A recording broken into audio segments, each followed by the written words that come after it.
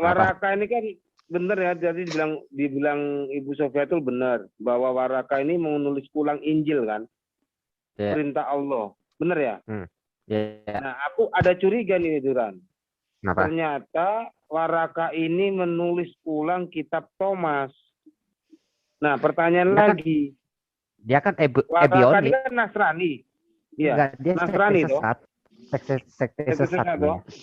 Nah, kemungkinan dia menggunakan itu kan Injil Thomas toh. Bisa jadi kan?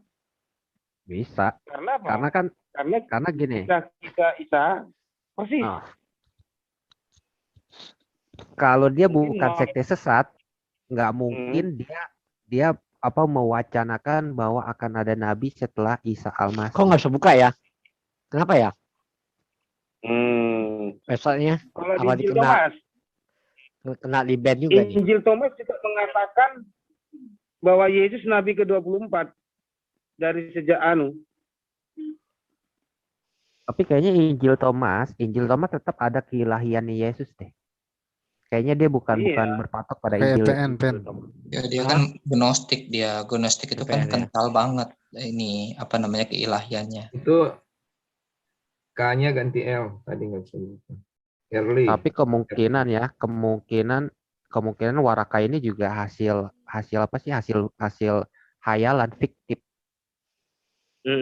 Ya bukan gini, karena mungkin Waraka cerita sama Muhammad aja, jadi dia tidak membaca. Siapa si Waraka ini? Kalau menurut pribadi gue, segala sesuatu yang berhubungan dengan Islam itu adalah yang sesat itu semuanya rekayasa. Kalau menurut pribadi gue, karena nggak ada historinya, nggak ada jejaknya, nggak ada arkeologinya, nggak ada segala sesuatu. Ya? Ya, setuju sih gue. Bongkar aja sejarahnya. Contoh langsung. Itu enter langsung enter aja. Contoh kemarin kan ada pembahasan tentang Umar membakar perpustakaan Bizantium ya. Itu kalau kita telusurin ternyata cerita itu dikarang di abad ke-9. Emang ada surat dari ini sih, ada surat dari gereja mana tuh memang menyatakan Umar itu pernah membakar. Tapi setelah diselidikin ternyata perpustakaan itu nggak pernah antara ada dan tidak ada. Di abad kedua dikatakan siapa ya? Roma, Julius Caesar yang membakar. Di abad ketiga dikatakan Irenaeus yang membakar. Terus di abad ke-7 dikatakan Umar yang membakar. Jadi sebenarnya ini perpustakaan Bizantium ini sebenarnya antara ada dan tidak ada nih. Enggak, gue masih bingungnya begini, perpustakaan itu apakah hanya satu-satunya sehingga jadi incaran pembakaran gitu ya? Iya, soalnya ada 3 versi. Maksudnya gue gini, kenapa lu nggak bakar bank gitu ya, biar uangnya bisa lu rampok gitu? Ini perpustakaan gitu aja geli gue. Ini kan website kan jelas ya, ini kan tulisan-tulisan dari tahun berapa ya, sebelum Masehi kan sampai ya, tulisan-tulisan Bapak Gereja ya, sampai juga Injil-Injil yang gnostik semua tuh ada tuh. Ya, Apokrifa juga semua ada ini. Ya. Ya dari website. Udah salah ketik kok. Iya. Oh. Ini semua ada nih. Didake tahun berapa ya, juga dipakai ya. Ini kan liturgi, semua sih ada. Semua ada. Nah, kita kalau mau gampang cari, kita masuk ke gnostiknya apa aja yang termasuk gnostik. Ada summary-nya kok, Injil Thomas di bawahnya. Pak, ini saya cuma bukannya kamu. Nah, di Gospel Injil Thomas ini yang menceritakan kecil Yesus begitu lahir ya, dia sudah bisa bicara, terus umur 12 tahun dia bisa memburung, ada di Injil Thomas ya kan. Di Basiledes kalau ini Yesus tidak salib, melainkan diganti oleh Simon Kirene. Simon Kirene ini kan yang ketika Yesus membawa salib itu loh. Ingat nggak? Yesus membawa salib ketemu tentara Romawi itu menemu seorang di jalan tuh. Gotong salibnya tuh. Itu Simon Kirene itu. Terus kemudian Maria mana? Maria. Yang Yesus dilahirkan di bawah pohon kurma itu loh. Injil Maria Magdalena. Ini Epiphanius apa ya? Juga ini lucu nih Epiphanius nih. Ini Gospel of Maria nih ada nih. Epiphanius nih, ini juga salah satunya juga ada cerita apa ini? Ini ada temuan baru nih, keren nih. Yang tentang Nabi 24, ya. Nah, dengarkan baik-baik. Para rasulnya berkata kepadanya, 24 nabi sudah berbicara di Israel, dan mereka semua membicarakanmu. Ia berkata kepada mereka, kalian telah melupakan Ia yang hidup, yang berada di hadapanmu, dan telah membicarakan mereka yang sudah mati. Kok bisa para rasul cuma mengetahui 24 nabi? Ada apa dengan 24 nabi dan nabi ke-25? Jadi kalau di Matius ini, di Thomas ini, kalau dibaca lagi ya, ternyata Yesus nabi ke-25. Para rasulnya berkata kepadanya. Berarti para rasul bicara tuh. 24 nabi sudah berbicara di Israel. Apakah termasuk Yesus? Kemungkinan masuk Yesus ya. Dan mereka semua membicarakanmu. Nah, berarti enggak kan? Berarti Yesus yang ke-25 kan? Para rasulnya berkata kepadanya, pada Yesus, 24 nabi sudah berbicara di Israel, dan mereka semua membicarakanmu. Berarti membicarakan Yesus, berarti Yesus yang ke-25. Nah, kenapa Nabi Muhammad kok bisa ngambil ini? Dia jadi Nabi 20, jadi Nabi 25. Bingung nggak? Karena Waraka hanya menceritakan. Bingung nggak? Nggak bingung kalau gua. Bingung dong. Ya, enggak lah. Jadi Waraka menceritakan. Jadi kayak kita, orang yang kayak gini, kita menceritakan isi Alkitab tanpa membaca Alkitab. Kayak Enzo tanya, bro, kok tentang gini ya, Pak? Tak ceritakan kayak gini, setahu aku. Nah, kau tangkap, bener seperti di Alkitab. Ternyata ada yang keliru. Nah, seperti itulah Waraka cerita kepada Muhammad. Oh, kisah Yesus seperti ini. Terus dia tahu jumlah nabi ada 20 berapa itu dari mana dia tahu sih, Waraka? Ya dari Waraka ini. Enggak, si Warakanya tahu dari mana kira-kira? Injil Thomas. Jadi Injil Thomas menceritakan kisah kecilnya Yesus mirip dengan Al-Quran. Ya toh? Dan aku belum menemukan lagi apakah Injil Thomas menyatakan bahwa Yesus tidak disalib, tapi diserupakan. Aku tanya sama Bro Duran. Ayo kok capok kok. Kalau tadi kan kita bahas itu tadi kan di Matius 28 itu. Kalau orang mengatakan bahwa mayat Yesus itu dicuri, itu sebenarnya produk dari Mahkamah Agama. Di mana Mahkamah Agama ini ingin menutupi peristiwa kebangkitan Yesus. Maka mereka mengatakan bahwa mayatnya dicuri. Jadi kalau ada orang mengatakan Yesus tidak bangkit, berarti itu ajaran yang berasal dari Mahkamah Agama dengan kroni-kroninya, yang mana itu direkayasa, bahkan ada di sana sogoan kan. Jelas kok Matius 28 dikatakan, ketika mereka di tengah jalan, datanglah beberapa orang dari penjaga itu ke kota dan memberitahukan segala yang terjadi itu kepada imam-imam. Jadi penjaga itu datang, bahwa terjadi gempa, Yesus sudah bangkit, ada malaikat dikasih tahu.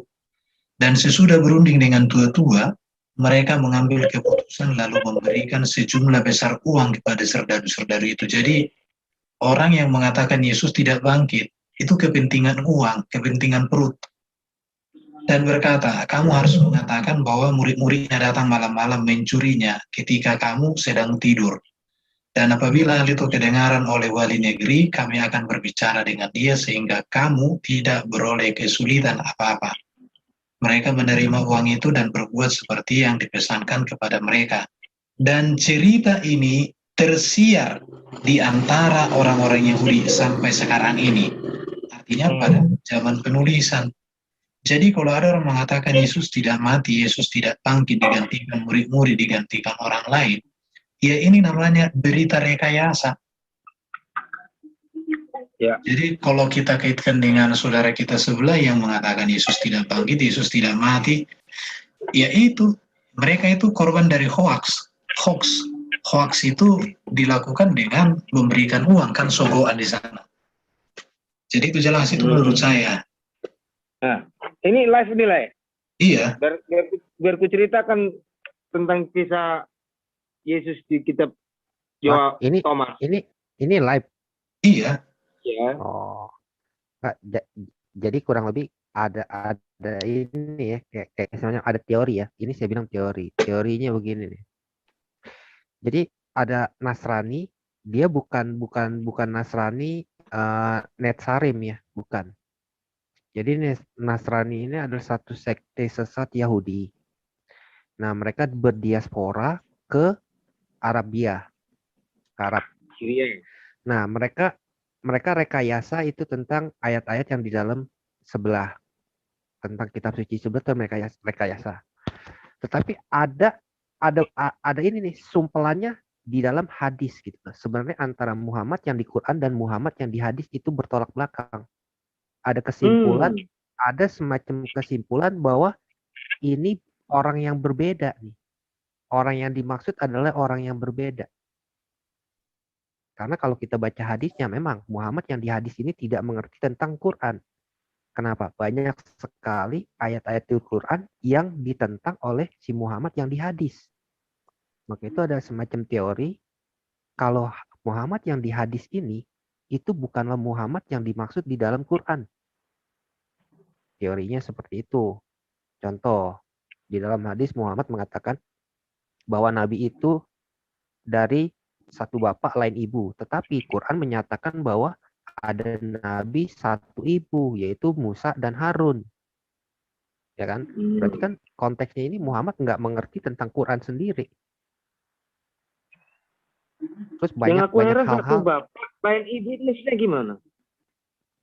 Jadi Muhammad mengatakan bahwa Nabi itu satu bapak lain ibu, maksudnya ajarannya satu tapi agamanya berbeda. Itu bahasa polesan mereka. Tetapi sebenarnya Quran sendiri kan menyatakan Musa dan Harun itu satu ibu. Berarti kan kalau kita ngeliat secara konteks juga nggak nyambung, bertolak belakang, ya kan? Nah, kalau di Quran emang nggak jelas ya, istilahnya semua ayat-ayatnya nggak ada yang jelas. Bingung kita untuk mencari ya. Tapi di hadis bukan diperjelas, malah diperkacau. Jadi sebenarnya hadis memperkacau daripada Quran kalau kita teliti. Kalau kita membacanya dengan teliti pasti banyak kontradiksi antara hadis dan Quran. Satu ya, yang paling sering gue bawa itu surah 2 ayat 222, yaitu tentang haid. Tetapi tentang haid kan disuruh menjauhi istri pada saat haid. Tetapi Muhammad malah menggauli. Oh iya, pernah dengar. Menggauli Isa ya. Iya, menggauli istri ya. Dia kepalanya Nabi berada di pangkal pahanya ya. Iya. Lupa lah aku itu. Terus itu ya. Terus ada lagi tentang bulan terbelah. Bulan terbelah itu di Quran menyatakan hari kiamat. Berarti kalau bulan terbelah itu udah hari kiamat udah dekat. Tapi di hadis dikatakan Muhammad membelah bulan 2 kali loh, bukan sekali tapi 2 kali. Hah? 2 kali. Bulan terbelah itu 2 kali di hadis, iya. Jadi di hadis mana itu, Bro? Bentar saya share ya. Bulan terbelah 2 kali dan lokasinya tuh berbeda-beda. Satu di Madinah, satu di Mina. Panjang kalau bulan terbelah. Bro Enzo, suaranya kencengan dikit dong. Duran itu Duran. Enzo Sorry, lagi Fer. ngopi dia. Iya, suaranya kencengan dikit loh. 2 kali ya baru dengar loh. Ternyata Aku 2 juga baru kali. dengar kalau 2 kali. Mungkin kita bisa lihat supaya ya ini kita bincang-bincang santai aja. Ya, jadi pendengar harus bawa pensil sama buku ini, kertas nih. Bulan terbelah membelah bulan itu ada sebuah puisi dari Imru Al-Qais. Iya. Nggak, yang anehnya gini, sesudah bulan terbelah disatukan lagi nggak? 2 kali bulan dibelah berarti tinggal 1/4 dong. Iya. Sebenarnya kalau kita lihat secara konteks ayatnya. Bu Nergis bisa share, bro. Kalau kita lihat secara konteks ayatnya ke bawah itu menandakan kalau bulan terbelah itu waktu kiamat sudah dekat. Tapi ini kan mereka di dalam hadis dikatakan Muhammad membelah bulan, tetapi 1400 tahun belum kiamat-kiamat ini. Gitu. Terus lalu ada tentang Ya'juj Ma'juj. Ya'juj Ma'juj katanya pintunya belum terbuka, tetapi dalam hadis dikatakan bahwa pintu Ya'juj Ma'juj itu sudah terbuka pintunya. Sedangkan Al-Quran menyatakan belum. Dibukanya nanti kiamat. Penduduk-penduduknya akan keluar ke bumi, lalu mengacaukan. Tapi di hadis dikatakan bahwa pintu Ya'juj Ma'juj itu sudah terbuka. Maka itu ada satu teori. Gue bilang teori ya, bukan ini ya, bukan satu fakta ya. Jadi ada satu teori menyatakan bahwa Muhammad yang di hadis dengan Muhammad yang di Quran itu sebenarnya berbeda.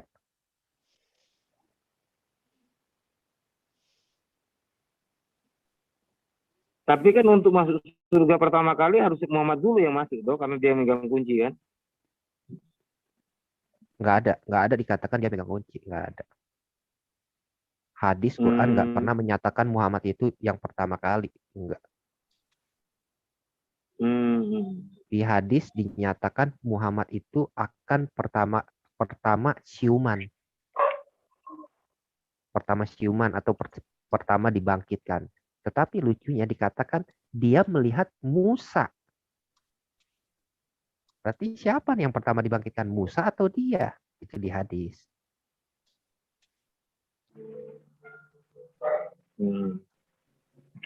Nah, berarti kita perlu jawaban dari teman-teman Muslim. Nggak bakal bisa, bro. Nggak bakal bisa menemukan jawaban.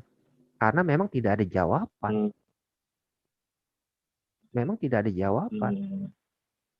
Contoh, Muhammad mengatakan dia keturunan Ismail. Di hadis jelas dia menyatakan Sahih Muslim lagi. Dia keturunan dari Kinana terus loncat ke Ismail.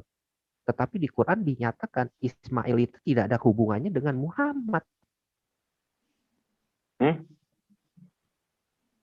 Nggak ada. Di Quran? Iya. Boleh diberikan datanya? Oh, nggak ada ya? Ada, yang kemarin saya pertanyain Pak Erben sama mereka kan akhirnya mereka nggak mau jawab tuh karena mereka nggak bisa jawab. Iya, berarti itu cerita apa jalan buntu ya, cuma cerita tok, tidak ada akar awalnya, tidak ada sejarah awalnya, tidak bisa diakhiri dengan logika yang baik. Iya. Nah, Duran, ada yang paling sebentar dulu tentang Ismail, soalnya Ismail penting ya. Surah 19 ayat 54 dikatakan bahwa Ismail itu rasul dan nabi. Ingat ya, surah 19 ayat 54 Ismail itu rasul dan nabi. Kalau rasul itu dia harus berdakwah kepada umat. Bedanya sama nabi. Kalau nabi enggak. Nabi dia mendapat wahyu tapi dia keep sendiri. Wahyunya dia keep sendiri, enggak apa-apa. Tapi kalau rasul itu dia harus mendakwah, harus mensiarkan. Ya. Jadi Ismail itu rasul dan nabi. Berarti dia harus mensiarkan atau mendakwakan wahyu yang dia dapat kepada umat-umat di sekitarnya ya. Surah 6 84 sampai 89 dikatakan Ismail punya kitab. Surah 6, 84 sampai 89. Surah 2, 125 sampai 127 dikatakan Ismail dan Ibrahim sudah pergi ke Baitullah atau ke Mekah kata mereka. Berarti sudah ada seorang rasul yang diutus ke Mekah. Tetapi ditolak sama surah 36 ayat 6. Bahwa orang Mekah itu belum pernah didatangi seorang rasul atau nabi. Terus ditambah lagi surah 34 ayat 44. Lagi-lagi belum pernah diutus seorang rasul atau nabi ke daerah Mekah. Berarti kan Quran sendiri menolak bahwa Ismail itu ada sangkut pautnya dengan Muhammad. Dan anehnya lagi gini kalau aku tanggapi lagi. Jika memang Ka'bah itu kan Ka'bah maksudnya kan yang dibangun Ibrahim. Maka ya, anggaplah Ka'bah ya. Baik itu Ka'bah lah. Sebenarnya sih Baka ya. Iya. Jadi keturunannya Abraham mau nggak mau mereka akan sujud ke arah Ka'bah, benar tidak? Iya. Karena kan Bapak Ibrahim ini kan sudah membangun Ka'bah itu dengan Ismail. Apakah benar para nabi dari Yakub sampai Yesus itu menyembah ke Ka'bah? Dan catatan dalam Alkitab nggak ada. Apakah di dalam catatan Al-Quran ada bahwa para nabi bersujud ke arah Ka'bah? Memang dikatakan Daniel bersujud ke arah Yerusalem, Daud bersujud, semua bersujud ke arah Yerusalem, ke arah Bait Suci. Tetapi ada yang membedakan antara Bait Suci dan Ka'bah. Bait Suci itu Tuhan datang hadiratnya ke dalam Bait Suci. Bait Suci itu dipenuhi oleh kemuliaan Tuhan. Berarti Tuhan itu istilahnya ada di Bait Suci itu. Yang paling jelas. Maksudku gini, bro. Maksudku gini. Kalau memang benar Ka'bah itu dibangun oleh Ibrahim, pasti akan menyatakan bahwa Bait Allah adalah Ka'bah. Benar tidak? Enggak. Ya kan? Bait Allah Yerusalem itu kan ada tabut perjanjian di situ. Dalam kita harus melihat konteks Yahudinya dulu, bro. Kita harus melihat konteks Yahudinya. Yahudinya. Dalam konteks Islam aja. Jika memang Ibrahim itu membangun Ka'bah, berarti kan Ibrahim akan mengatakan kepada anak cucunya untuk menyembah ke arah Ka'bah. Jangan begitu dulu, karena Yakub kan keturunan daripada Ishak. Ismail kan beda lagi. Mereka bisa berakrobatik di situ. Mereka bisa salto akrobatnya di situ. Nah, kita harus kasih tahu mereka bahwa Bait Suci itu kan ada yang namanya tabernakel atau ada yang namanya tabut perjanjian Allah. Nah, tabut perjanjian Allah itu berbicara di mana? Yaitu di kerupnya. Allah itu langsung berbicara di kerupnya. Baca imamat. Berarti ada istilahnya kehadiran Tuhan di dalam bait Allah. Jadi kenapa misalkan Daniel ketika dibuang ke Babel dia sujud tetap ke arah Yerusalem? Karena dia tahu di bait suci Yerusalem itu Allah itu ada. Bukan ada dalam arti kata fisik ya, bukan ya. Tapi kemuliaan dia pernah tunjukkan di situ. Tetapi bedanya kalau Ka'bah tidak pernah sekalipun Ka'bah itu istilahnya turun Allah turun ke Ka'bah nggak pernah ada. Jadi konteksnya aja udah berbeda nih. Jadi yang satu istilahnya kemuliaan Allah turun langsung ke dalam bait suci, tetapi yang satu nggak pernah ada yang namanya kemuliaan, nggak pernah ada kehadiran. Jadi cuma ada batu kosong. Batu kubah gitu. Jadi mereka bersujud kepada batu. Tetapi orang Israel bersujud karena dia tahu ada kemuliaan Allah di dalam bait suci. Gue lupa ayatnya. Ketika Allah akan berbicara di antara kerup itu, kerup yang tabut Tuhan, hukum. Kayaknya di Ulangan deh. Ya. Tuhan berbicara langsung di dalam kerup loh. Dibilang dikatakan di situ, aku akan berbicara di dalam kerup itu.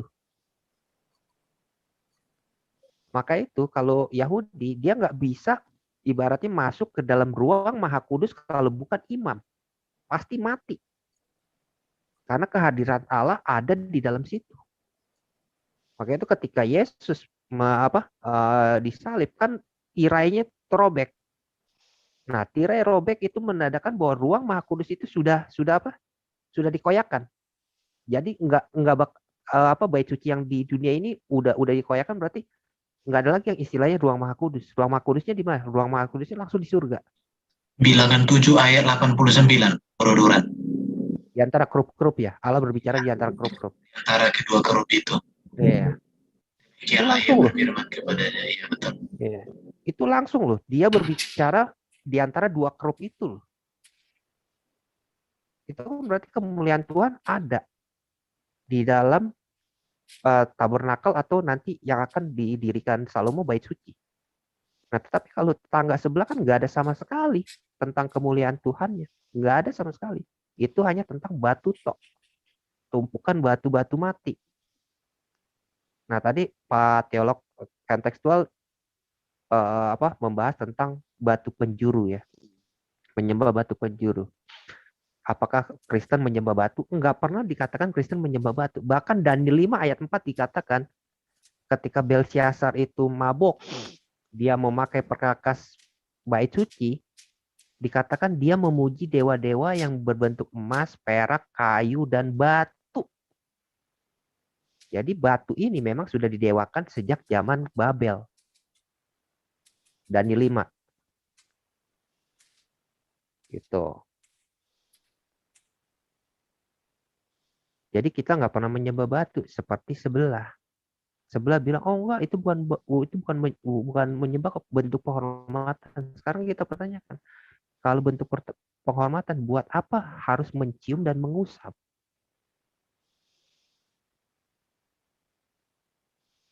Apakah batu itu tidak berguna? Oh enggak, batu itu cuma itu doang kok. Nggak berguna. Kalau mereka bilang nggak berguna, berarti mereka menyatakan bahwa Muhammad itu salah. Karena Muhammad bilang, mencium dan mengusap batu itu menghapus dosa. Tapi di kita nggak pernah ada dikatakan batu itu menghapus dosa. Dikatakan Yesus batu penjuru, berarti kita menyembah batu. Oh itu salah, itu goblok. Batu penjuru yang dimaksud itu adalah batu dasar untuk suatu bangunan. Itu disebutnya batu penjuru. Nah, Yesuslah dasar daripada iman kita. Bukan berarti kita menyembah kepada batu penjuru. Enggak, itu kan metafora. Alegoris. Jadi logika mereka terbalik-balik. Mereka mau menyerang Kristen, tapi sebenarnya mereka menyerang iman mereka sendiri. Kurang lebih seperti itu. Sama satu. Kisah Ibrahim dan Ismail memang ditemukan di Talmud. Talmud tapi Midras, bukan Talmud. Midras. Emang ditemukan di Midras. Ibrahim dan Ismail pergi. Tetapi ada tetapinya. Midras ini dikarang setelah penjajahan Islam atas Yerusalem.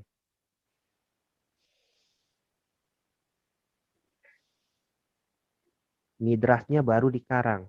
Itu ada pengaruh daripada Islam. Dikatakan memang Ismail dan Abraham itu pergi ke Mekah. Memang ada itu di Midrasnya. Tapi ada tapinya, itu adalah hasil karangan setelah penaklukan Islam atas Israel. Jadi ada pengaruh Islam di dalam pembuatan Midras itu, karangan Midras itu. Talmud jelas menyatakan bahwa Ismail diusir karena dia adalah penyembah berhala. Talmudnya waktu itu David udah pernah kasih. Kenapa dia diusir oleh Abraham. Itu. Jadi sebenarnya sih kalau kita bertanya percuma. Mereka nggak akan bisa memberikan jawaban. Kecuali asumsi. Maka itu gue nggak pernah mau debat dengan asumsi. Gue harus tunjukin dalil kitab mereka, iman mereka. impian mereka tuh melawan dalil mereka sendiri dengan asumsi-asumsi mereka. Kalau debat kusir bakal kalah kita. Terus terang debat kusir bakal kalah. Karena apa? Kita tidak pernah diajarkan untuk berdebat kusir. Enggak pernah. Mereka diajarkan, ditanamkan untuk berdebat kusir. Itu.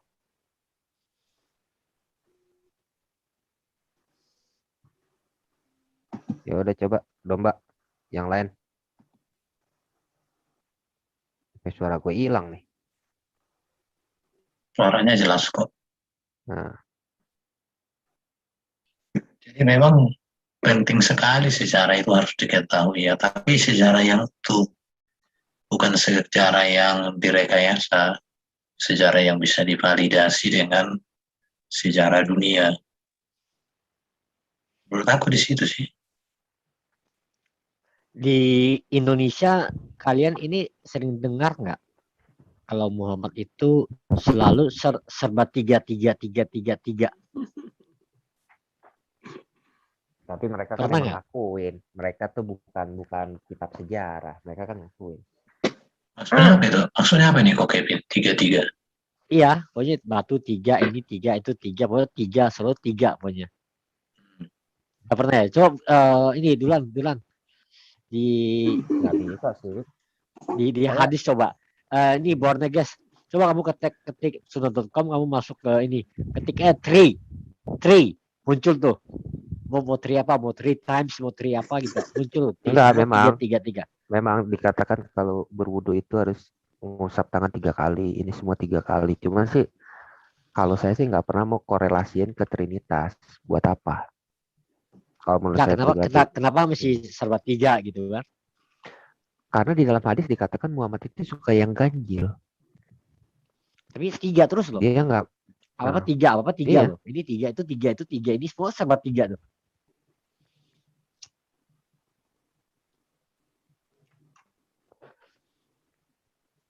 Ya emang serba 3 sih emang. Paling tidak ya sekali dibuat 1, sekali ada 2 atau 3, sekali ada 5 kan gitu. Semua serba 3. Ini kalau nggak percaya saya bukain ya. Ini yang dibuka udah pasti tuh. Udah coba.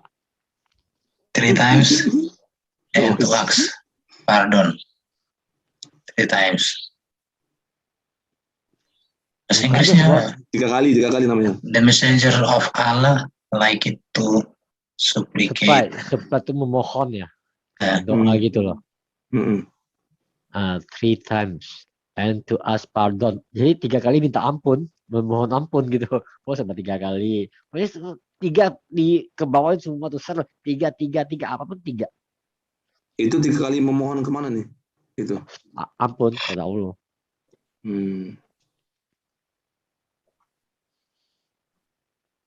Kok terjemahannya minta maaf sih? Enggak, itu emang itu kok wudu aja kan mesti 3 kali. Iya, kok serba 3 deh. Coba ke bawah lagi tuh semua itu. Serba 3 semua. Dulu ketiknya 3. Atau 3 times. Kenapa tidak suka dia? Semua. Iya, 3 semua. Kok suka 3 gitu? Kalau aku ingatkan dulu pernah kita bicara dengan siapa dulu ya? Orang Yahudi 3 kali sehari. Agak berkaitan ya. Orang Ortodoks 7 kali sehari, dan Muslim diambil di tengah-tengah. Ditambah 2 dari Yahudi, dikurangi 2 dari Ortodoks, jadi 5 kali sehari. Bahkan pertama kali di Quran kan doanya berapa kali sembahyang? 3 kali kan? Benar nggak? Bukan 5 kali, 3 kali. Itu ada ini hadisnya? Iya. Enggak itu. Yang mana? Yang tadi yang doa 3 kali itu di Quran. Awalnya 3 menjadi 5 kali. Nah, tahu menawar itu kan. Oh, ini ada di sini.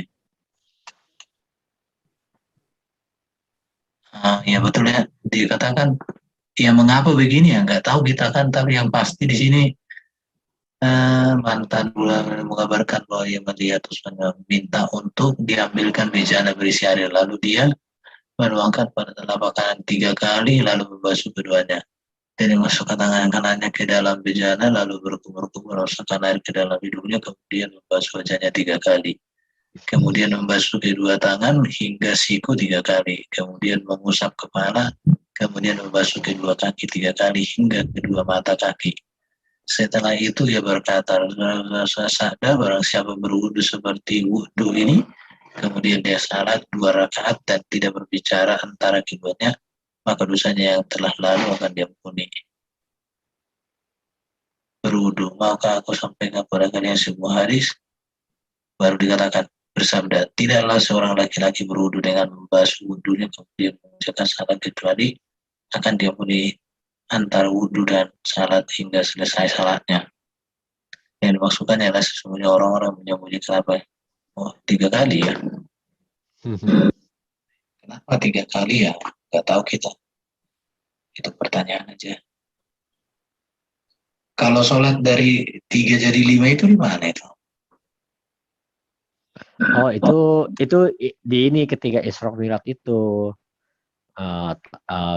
apa ada di hadis itu. Tawar menawar kan. Harusnya 100 kali kan.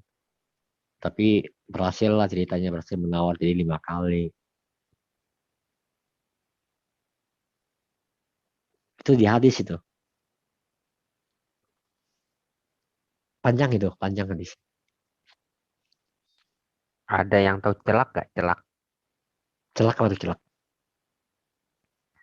Celak itu eyeliner. Hah? Tahu, yang buat di mata, Eyeliner. bawahnya mata. Iya.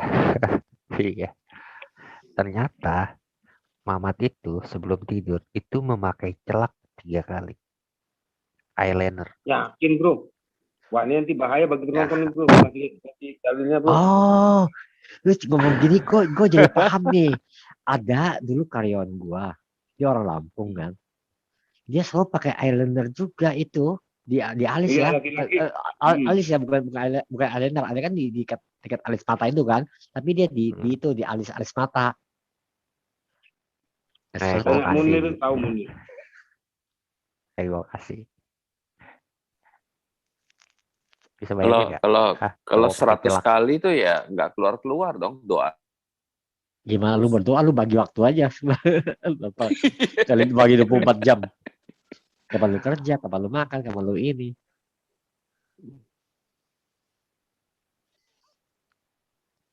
Jadi makanya itu kadang-kadang orang Arab tuh matanya kan kadang-kadang suka agak-agak lentik sama hitam gitu ya. Ternyata kemungkinan mereka pakai celak gitu.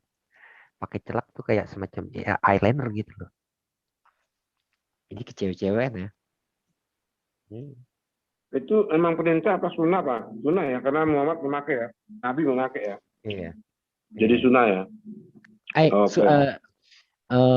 Duran itu yang pakai baju ini, bajunya Aisyah tuh. Di mana ya? Ada. Ya di sana ya. Lupa gua. Nah. Jangan kaget kalau nanti suatu saat ketemu jenggot ya, ketemu orang radikal celana cingkrang jenggotnya warnanya kuning atau pink, jangan kaget. Ada pernah dengar? Pernah lihat? Karena Mamat sendiri jenggotnya kuning. Berarti memang saudara kita ini sangat mencintai sang baginda itu ya. Sampai cara berpakaian, cara penampilannya pun mereka ikuti semua ya. Coba kalau kita orang Kristen benar-benar meneladani Yesus ya. Kan dibilang Pak Erban, umatku yang meninggalkan sunahku akan masuk neraka. Tetapi yang mengikuti sunahku akan masuk surga. Berarti lebih tinggi sunah Rasul ya? Berarti aku gini, kalau seperti itu pernyataannya ya, saya jadi pertanyaannya sebenarnya yang kita ikuti jadi siapa? Itu jadi pertanyaannya sih. Karena kan ikuti sunahnya masuk surga. Ada juga ayatnya itu. Seharusnya katakan harus ikut Allah kan, tapi kok ikut sunahnya? Enggak, mereka berpatokan seperti ini. Mereka berpatok. Jenggotnya diwarnai ya. Saya datang menemui Nabi SAW dan melihat beliau telah melumuri jenggot beliau menggunakan warna kuning. Berarti diwarnai. Iya. Tapi mereka nggak boleh warnain hitam ya. Hmm, Misalkan rambut ubanan itu nggak boleh ya, diwarnai hitam karena ya. Makanya ada sekte yang biasanya terpencil, mereka kerjanya bertani, bercocok tanam, menyendiri. Di Indonesia ada itu, jenggotnya merah-merah, kuning-kuning. Pernah dengar nggak? Di Indonesia Apa? ada kan? Ada kok, sekte Islam juga, nggak tahu apa namanya. Mereka menyendiri. Dan semua mereka jenggotnya kuning. Iya, ikutin. Pasti namanya. Ada sih, bajunya putih terus. Di mana itu bro datanya itu bahwa harus ikut sunahnya itu? Ini udah saya share nih. Coba bro benar supaya kita tahu supaya nanti ya ini kita hanya belajar pengen tahu sih. Ini kan budaya mereka lah, tapi ajaran yang sudah menjadi budaya mereka. Jadi supaya kita tahu juga mengapa mereka harus melakukan ini. Supaya kita tahu jadi kita orang Kristen pun nanti tahu oh rupanya orang Muslim kenapa jenggotnya warna kuning begini. Mengapa celananya harus agak di atas mata kaki? Oh rupanya dari sini. Jadi kita hanya buka data. Ini Kalau jengkol kan sebenarnya ada nggak sih yang warna kuning? Apa mereka di apa kasih cat atau apa? ini hadis ya, hadis Musnad Ahmad ini gimana ya statusnya hadis ini? Bagus ini bro. Bagus. Oh saya Bukhari ya, ada juga di Musnad Ahmad. Coba aku baca dulu, biar aku tahu dikit. Soalnya aku udah, bukan aku. Kucing. Jangan lagi itu lah. Jangan, nggak boleh gitu Pak Pras. Tai onta. Jangan, nggak boleh Pak Pras. Iya. Jangan. Iya. Enggak kan kita lagi enggak berdebat sama mereka. Iya nggak boleh tetap juga kita. Ini online Pak Pras. Online ini, online ini. Oh online ya? Oh sorry. Gila, Iya. tahu gua. Jangan, nggak boleh gitu. Walaupun kan gini, artinya gini, kita belajar, kita pengen tahu supaya kita juga mengerti kalau suatu saat mereka berarti kita ketemu mereka ada pakai jenggot kuning, ya berarti mereka sangat taat kepada ajaran Sang Baginda. Karena dikatakan kan setiap umatku masuk surga selain yang enggan. Para sahabat bertanya kepada Rasulullah, lantas siapa yang enggan? Nabi menjawab, siapa yang taat kepada aku masuk surga, siapa yang membangkang aku berarti. Terus lagi baca bukan nih? Sebentar aku mau baca. Siapa yang taat kepada aku masuk surga dan siapa yang membangkang aku berarti ya enggan. Betul yang dibilang guru duluan itu. Ya. Tapi menjadi pertanyaan saya gini. Berarti Sang Baginda ini begitu tinggi sekali jabatannya. Iya, karena kan ada ayat yang menyatakan taat Allah, taat Rasul.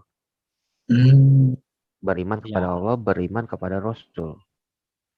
Obey me, abang Allah ya.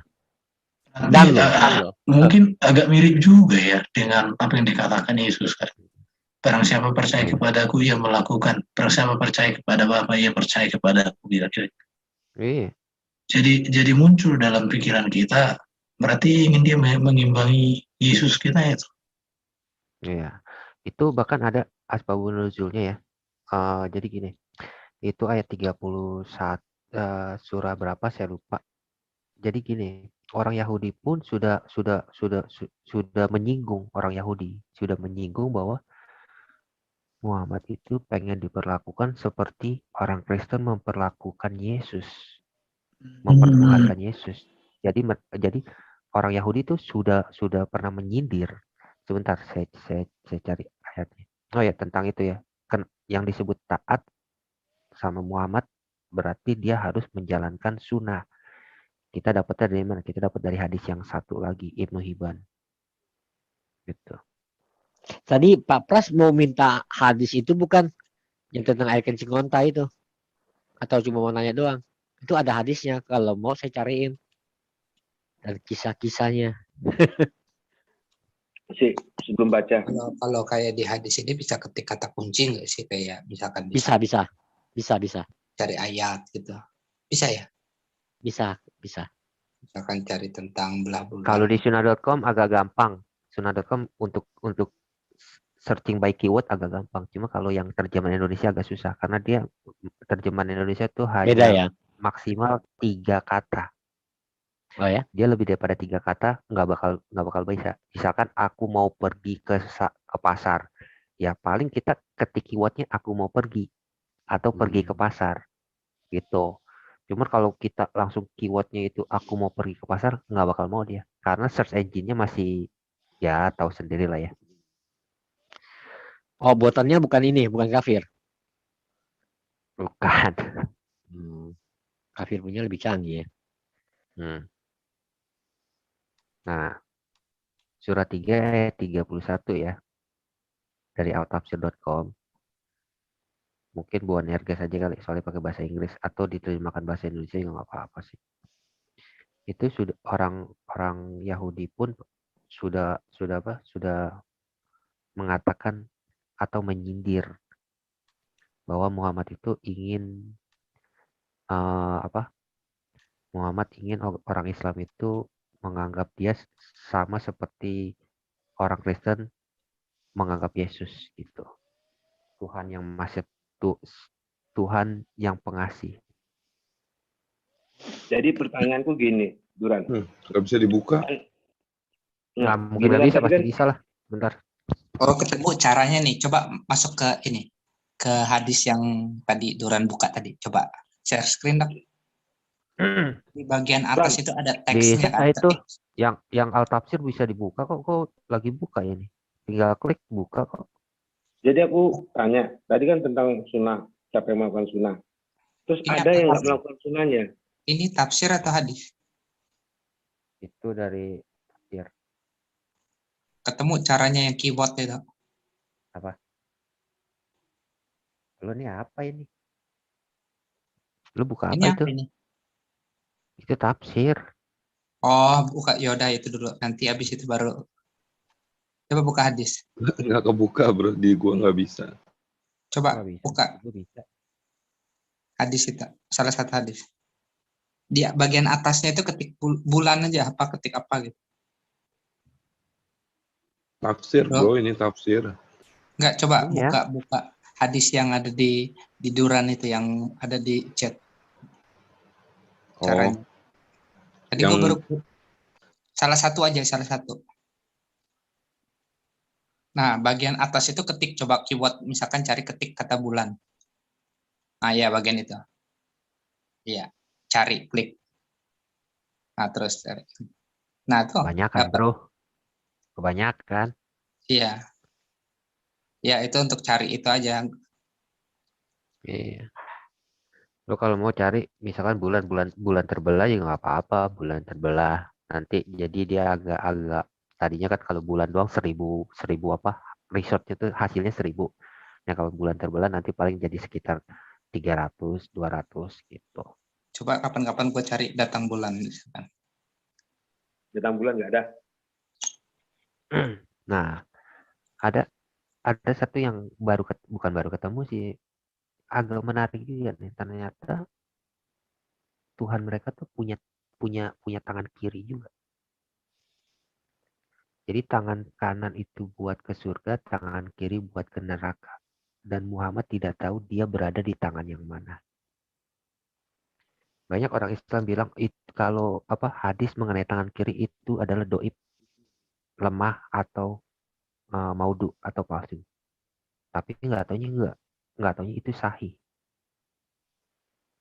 Jadi Allah mereka itu memang punya tangan kiri.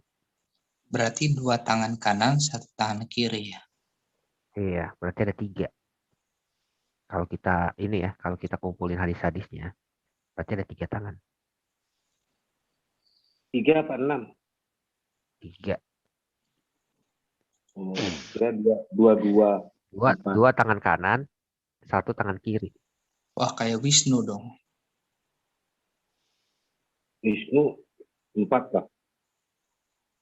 4 ya. Asura 6. Nah, ini nih tangan kirinya, bentar ya. Musnad Ahmad. Musnad Ahmad ini itu hadis-hadis yang ditulis oleh Ibnu Hambali, Ibnu Ahmad Hambali. Nah, Ibnu Hambali ini siapa? Nah, Ibnu Hambali ini adalah yang membela tentang firman itu tidak diciptakan, firman itu kekal. Ahmad Hambali namanya. Nah, Mustad Ahmad ini dia yang tulis. Itu. Jadi agak bingung sih, gue juga kadang-kadang agak bingung. Dikatakan ada beberapa dari Mustad Ahmad itu yang doib, ada yang maudhu. Lah, kalau ada yang doib, ada yang maudhu, kenapa dia dulu waktu membela tentang firman itu tidak diciptakan, tapi kok nggak ada yang mengkritisi gitu loh. Nah, kalau mereka bilang itu doib atau maudhu atau matruk itu berarti ditinggalkan ya. Nah, nggak taunya ada nih yang memperkuat bahwa hadis Ahmad itu soheh atau sahih. Berarti Allah itu punya tangan kanan dan tangan kiri.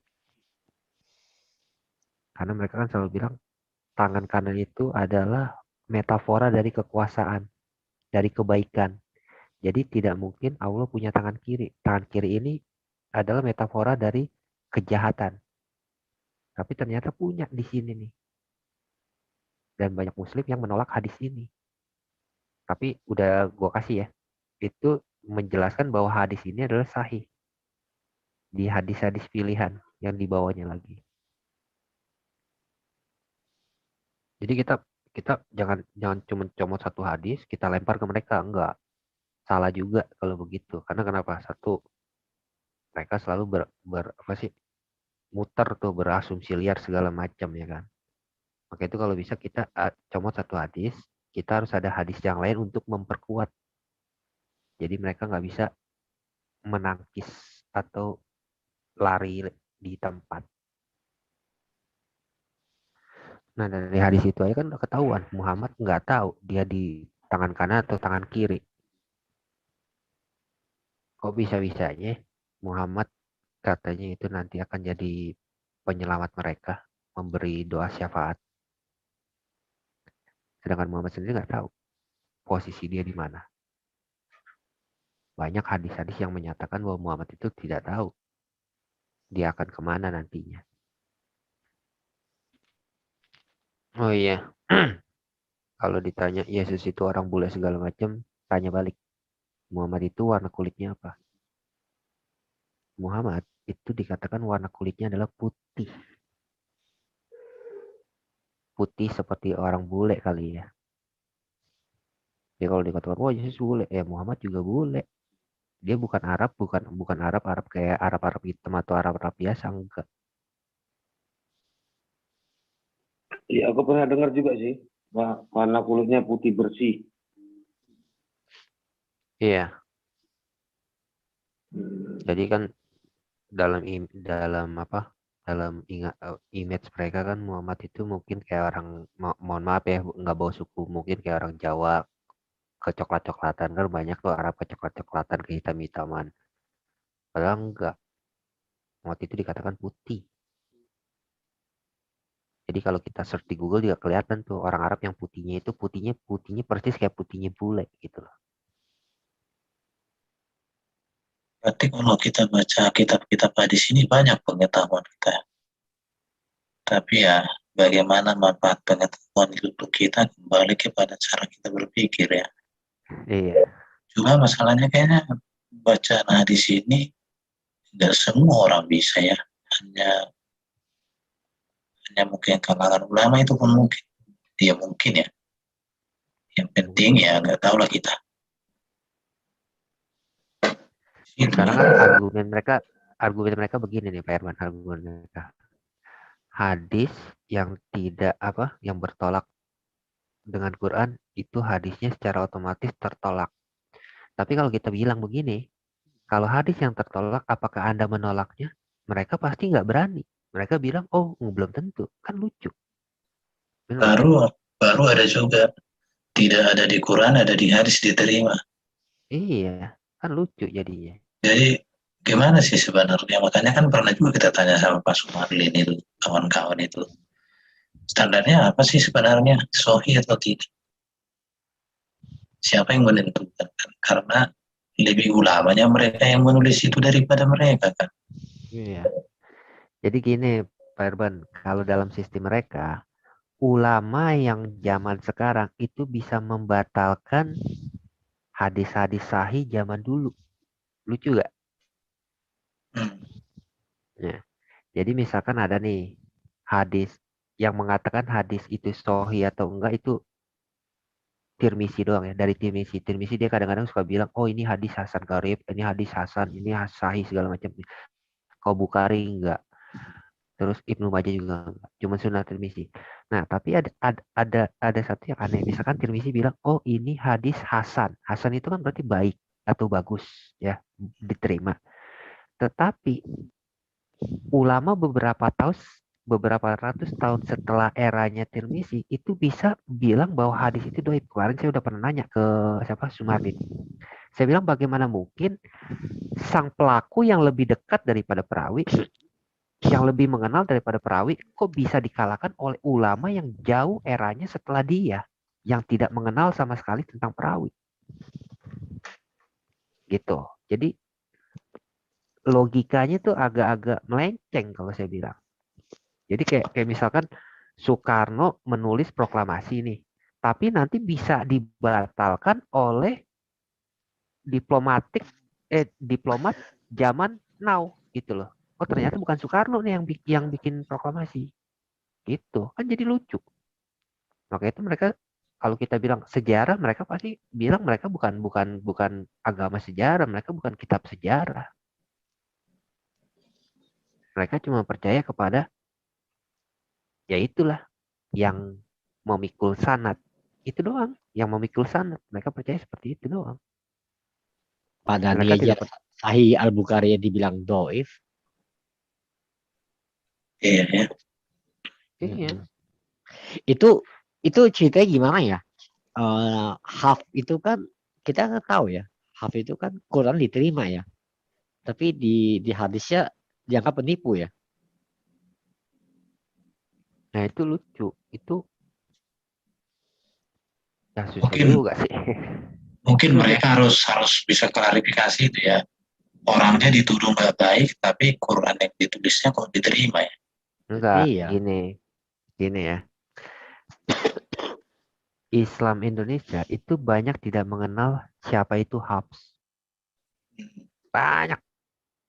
Kita bongkar tentang Hafs juga mereka nggak ngerti dan nggak mau tahu. Mereka taunya Hafs ya udah Hafs, Wars ya udah Wars. Tapi riwayat tentang Hafs ini kayak gimana? Mereka nggak tahu. Siapakah Hafs? Mereka nggak tahu. Coba aja tanya. Polemik-polemik yang biasa debat. Siapa sih Hafs? Dari 100 orang paling yang bisa jawab 3 orang.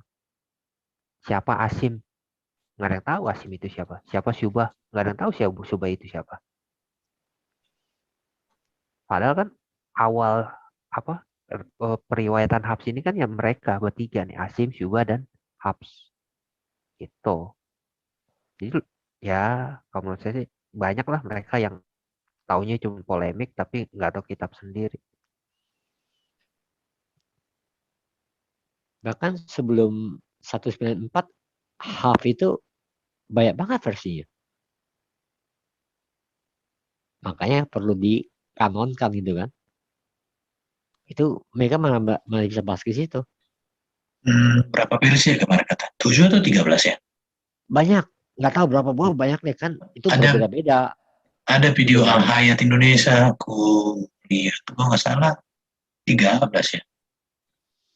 Mungkin boleh lebih banyak deh. Boleh banyak banget deh. Iya. Ya itu sih misteri ya. Tapi yang bisa jawab itu mereka. Iya, makanya kan perlu dikanonkan gitu kan. Karena bacaan ini berbeda, ini baca berbeda. Akhirnya apa? Ya dianggap, oh inilah yang benar kan gitu. Yang lain kemana? Nggak pernah ini kan. Mungkin masih ada lah waktu. Kapan-kapan lagi kita bahas itu. Mungkin perlu juga itu supaya menambah pengetahuan kita. Tapi kita nggak menghakimi ya. Hanya membuka data-data aja. Saya belum dapat datanya. Yaitu bahwa sebenarnya apa yang kitab yang dipegang Hafs ini adalah kitabnya si Syubah atau Abu Bakar. Nah, Abu Bakar ini sama sama si Habs ini kayak semacam temenan lah ya. Mereka berdua sama-sama hafiz, sama-sama apa ya, jago inilah, jago apa baca Quran. Penghafal Quran ya kan. Nah, kalau Syuba ini dia punya kitab itu dipinjam sama Habs dan nggak pernah dibalikin. Tapi saya belum ada datanya. Nanti saya cari datanya, itu mesti pakai bahasa Arab sih. Jadi agak susah ngetik keywordnya. Tapi memang ada kalau tentang Habs itu dia tidak jujur di dalam hadis, itu saya udah ketemu. Memang dikatakan Habs itu tidak jujur di dalam hadis. Di dalam hadis ini dia orang istilahnya ya nggak jujur lah ya dalam meriwayatkan. Nah, kalau dia sendiri tidak jujur di dalam hadis, lalu kenapa di dalam hafalan dia bisa dipakai dibanding Syubah? Syubah ini lebih jujur, tapi banyak yang bilang untuk untuk keakuratan hafalan lebih akurat si Habs. Tapi di dalam hadis dia tidak jujur. Kan lucu. Ya, jadi kawan-kawan yang menonton, terima kasih lah. Nanti besok-besok kita lanjut lagi. Jangan terlalu banyak juga, nanti penuh kepala itu.